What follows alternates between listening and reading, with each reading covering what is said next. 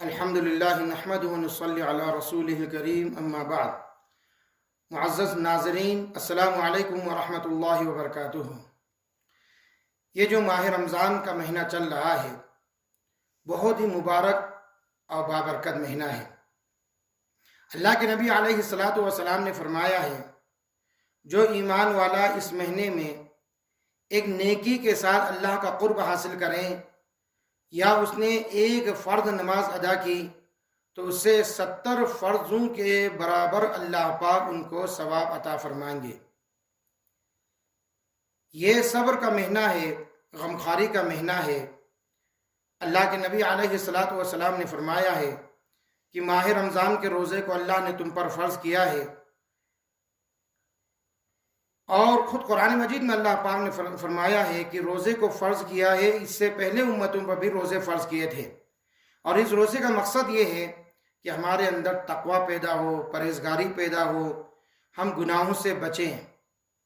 جب ایمان والا ماہ رمضان کے پورا ایک مہینہ روزہ رکھتا ہے، دن میں وہ کھاتا نہیں پیتا نہیں، اور پھر رات میں وہ اللہ کی عبادت کرتا ہے، نماز تراویح ادا کرتا ہے، تو اللہ پاک اس کے گناہوں کو معاف فرماتے ہیں۔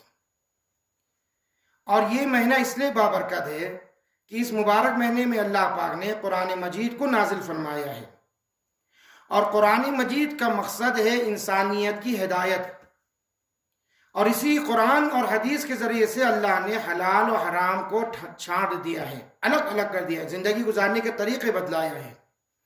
اس لیے فرمایا ہے کہ نبی علیہ الصلاۃ والسلام کی مبارک زندگی ہمارے لیے نمونہ ہے۔ اس مہینے کے اندر اس مہینے میں اللہ پاک جنت کے دروازے کو کھول دیتے ہیں، جہنم کے دروازے کو بند کر دیتے ہیں، شیاطین کو قید کر دیے جاتے ہیں تاکہ وہ مسلمانوں کو نہ بہکائیں۔ اور یہ جو خاص کر یہ جو آخری جو عشرہ ہے، یہ تو بہت ہی مبارک اور بابرکت مہینہ ہے۔ اس آخری عشرے کے خاص کر طاق راتوں میں ایک رات ہے جس کو ہم شب قدر کہتے ہیں، یعنی اس ایک رات کی عبادت اس امت کے لیے اللہ کی طرف سے یہ فضل ہے کہ ایک رات کی عبادت کریں تو 1000 مہینوں سے زیادہ بہتر ہے۔ اور اس رات کی فضیلت کے لیے اللہ پاک نے قرآن مجید میں ایک سورہ بھی نازل فرمایا، سورہ اِنَّا أَنزَلْنَاهُ فِي لَيْلَةِ الْقَدْرِ وَمَا أَدْرَاكَ مَا لَيْلَةُ الْقَدْرِ لَيْلَةُ الْقَدْرِ خَيْرٌ مِّنْ أَلْفِ شَهْرٍ۔ ہم نے قرآن مجید کو اس مبارک مہینے میں نازل کیا ہے۔ اے محمد صلی اللہ علیہ وسلم، آپ کو معلوم ہے لیلۃ القدر کیا ہے؟ لیلۃ القدر خیر من الف شہر۔ لیلۃ القدر یہ ہے کہ اس ایک رات کی عبادت 1000 مہینوں کی عبادت سے افضل ہے۔ کتنے مبارک اور خوش نصیب ہے وہ ایمان والے جو اس رات میں جاگ کر اللہ کی خوب عبادت کریں۔ اور زیادہ تر ہمارے یہاں ہندوستان میں اور ہمارے بزرگوں کا زیادہ یہ امکان ہے کہ 27ویں شب لیلۃ القدر ہے، لہٰذا ہم اس رات میں اہتمام کے ساتھ عبادت کرتے ہیں، نماز تراویح ادا کرتے ہیں، قرآن کی تلاوت کرتے ہیں، ذکر و اذکار پوری رات جاگتے ہیں۔ تو اب اس میں کرنے کا یہ ہے میرے محترم بزرگوں بھائیوں، یہ جو آخری عشرہ ہے یہ گناہوں سے چھٹکارے کا ہے۔ گناہوں سے چھٹکارے کا مطلب کیا ہے؟ گناہوں سے چھٹکارے کا مطلب یہ ہے کہ ہم گناہ کبیرہ سے اور ان چیزوں سے بچیں جس سے اللہ ناراض ہو۔ یہ نہیں کہ ہم کسی کا حق ماریں، یہ نہیں ہم کسی پر ظلم و ستم کریں، یہ نہیں کہ ہم ماں باپ کی نافرمانی کریں، یہ نہیں کہ ہم سوشل میڈیا پر اور ہم دوسری چیزوں پر ہم گندی پکچر دیکھیں اور عریانیت اور فحش چیزوں کو دیکھیں اور پھر اللہ پاک سے کہیں یا اللہ میری مغفرت فرما۔ یہ اس کا مطلب نہیں ہے۔ چھٹکارے کا مطلب یہ ہے کہ اپنے گناہوں کو یاد کرنا، پھر ندامت کے ساتھ اللہ سے سچی توبہ کرنا کہ آئندہ بالکل نہ کرنے کا عزم کریں۔ مثال کے طور پر ہم نے کسی سے کہا بھائی سوری، مجھ سے یہ کوئی بات ہو گئی ہے، وہ پوچھے کس بات کی؟ فلاں غلطی مجھ سے ہو گئی، وہ کہے کہ بھائی آئندہ خیال رکھنا۔ اگر وہ کہیں گے کہ بھائی آئندہ خیال نہیں رکھوں گا، میں کام کرتا جاؤں گا، تو یہ اللہ کے ساتھ بھی یہی ہو رہا ہے۔ ہم اللہ کے سامنے سچی توبہ کریں، جہنم سے چھٹکارے گا۔ جنت کے لیے جنت والے اعمال ضروری ہے، اور جہنم سے بچنے کے لیے گناہوں کو چھوڑنا یہ بھی ضروری ہے۔ اس لیے اللہ کے نبی علیہ الصلوۃ والسلام نے جو دعا سکھائی، अल्लाहुम्मा इन्नी अऊज़ु बिका मिनन नार, ए अल्लाह हमें जहन्नम से, ए अल्लाह हम जहन्नम से पनाह चाहते हैं।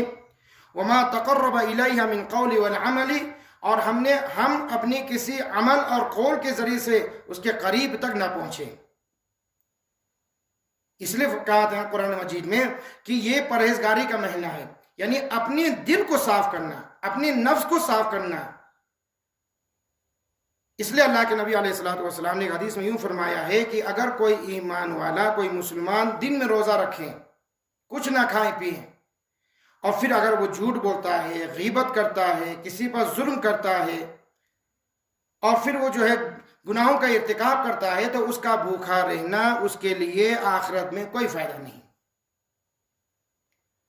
तो एहतिमाम के साथ गुनाहों से बचते हुए एक महीना मुकम्मल गुजारें, तो बाकी साल में 11 महीना इस्लामी ज़िंदगी पर मोहम्मद सल्लल्लाहु अलैहि वसल्लम के तरीके पर गुजारना हमारे लिए आसान हो जाएगा। ये इसका मकसद है माह रमज़ान का।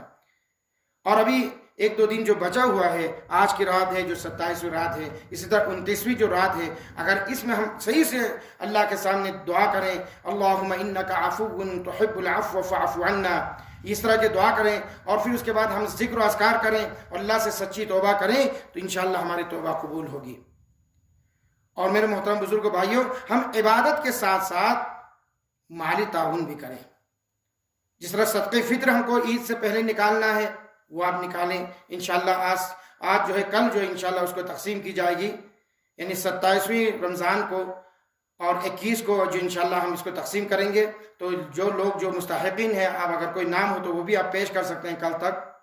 और इसी तरह ज़कात अदा करें, खुश दिली के साथ ज़कात अदा करें, गरीबों को, मिस्कीनों को, यतीमों को। इस तरह अंजुमन मोमिनीन इस्लाम इज्तिमाई तौर पर जो ज़कात जमा कर रहे हैं, उसमें बहुत सारे गरीब बच्चों की तालीम का सिलसिला, बेवाओं के लिए तनख्वाह है, कोई मरीज़ आता है उनके लिए वक्त पर जो है उनको इमदाद की जाती है। तो ये बहुत फ़ायदे की चीज़ है। लिहाजा मेरा कहने का ये मकसद है कि अब जो इस तरह पिछले साल की तरह हम जो है इज्तिमाई तौर पर जो है जमा नहीं हो पा रहे हैं, ये कोविड-19 की वजह से या कोरोना वायरस की वजह से, ये वबा या अल्लाह की तरफ से एक अजाब कह दीजिए। अल्लाह के नबी अलैहिस्सलातु वस्सलाम के दौर में भी इस तरह के वबा जो है ताउन और प्लेग की शक्ल में आया करते थे। तो अल्लाह के नबी ने कहा, जिस जगह ताउन और प्लेग अगर बीमारी आए तो वहाँ से कोई बाहर ना जाए, उसके अंदर कोई दाखिल ना हो। तो ये सोशल डिस्टेंस तो अल्लाह के नबी ने 1400 साल पहले सिखाया था उम्मत को। इस बात का ख्याल रखें। और इसी तरीके से इमसाल ईद उल फित्र की जो नमाज है वो ईदगाह में अदा नहीं की जाएगी, और जुमातुल विदा भी आने वाली है, वो भी जमा मस्जिद में जो है इज्तिमाई तौर पर अदा नहीं की जाएगी। आप तमाम हजरात से गुजारिश है, जो ले के अतराफ़ के लोग हैं, उनसे गुजारिश है कि वो अपने घरों में नमाज ईद अदा करें। और आप जिस तरीके से उलमा से पूछ कर खुतबा वगैरह अगर देकर जो है नमाज 6 ज़ायद तकबीरों के साथ आप उसी का जो है आप अदा कर सकते हैं। और उसके अलावा जो गांव में जहाँ पर जो है जुमे की नमाज नहीं होती है, वो लोग जो है 4 रकात नमाज चाश्त अदा करें, उनको इंशाल्लाह सवाब मिलेगी। हाँ, वो सुबह उठकर जो है नहाएं धोएं और फिर उसका साफ कपड़ा पहने, कुछ मीठी चीज़ें का सुन्नत अदा करें, ये भी हमारे लिए बहुत खुशी की बात है। लिहाजा ये हम पूरी उम्मत के लिए दुआ करें। अब मैं आखिरी बात ये बताना चाहता हूँ कि अगर हम खुशहाली के दिनों में अगर हम नमाज अदा न करें, सुस्ती की वजह से, काहिली की वजह से, दुनिया की वजह से, और माह रमज़ान के रोज़ा हम ना रखें, हम मुकीम हैं, हम बीमार भी नहीं है, हम मुसाफिर भी नहीं है, फिर भी ना रखें, ज़कात फ़र्ज हुआ है फिर ज़कात ना दें, बख़ुल की वजह से, कंजूसी की वजह से, दूसरों का ख्याल ना रखें, तो अल्लाह हमारी हिफाजत फरमाए। अल्लाह ऐसे हालात भी पैदा फरमा सकते हैं कि नमाज पढ़ना चाहो तो नहीं पढ़ सकते हो, रोज़ा रखना चाहो तो ऐसे हालात अल्लाह पैदा फरमा सकते हैं कि रोज़ा नहीं रख सकते हो। अगर ज़कात अदा करना चाहे तो पैसा किसी का काम नहीं आएगा। इसलिए कि जब कोई चीज़ हम पर फ़र्ज लागू हो जाए तो फ़ौरन हमको अमल करना है। नमाज में सुस्ती नहीं, तिलावत में सुस्ती नहीं, बस यही चंद चीज़ें हैं। और अल्लाह पाक से दुआ कीजिए, जो ये कोरोना वायरस की जो बीमारी, जो वबा पूरे आलम के अंदर फैली हुई है, हज़ारों लोग जो है लुक़्मे अजल बन गए, हज़ारों लोग मर गए, बच्चे यतीम हो गए, जो है औरतें शहीद जो है बेवा हो गई।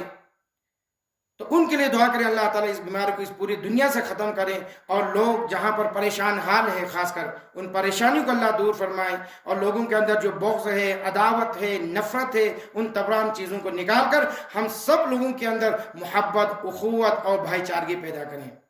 اگر ہم صحیح سے دنیا میں زندگی نہیں گزاریں گے، ہم ایک دوسرے پر اگر ظلم کریں گے تو اللہ کی طرف سے زلزلے کی شکل میں، سونامی کی شکل میں، یا اسی طرح ایسے وباؤں بیماری کی شکل میں اللہ کی طرف سے عذاب آتے رہیں گے۔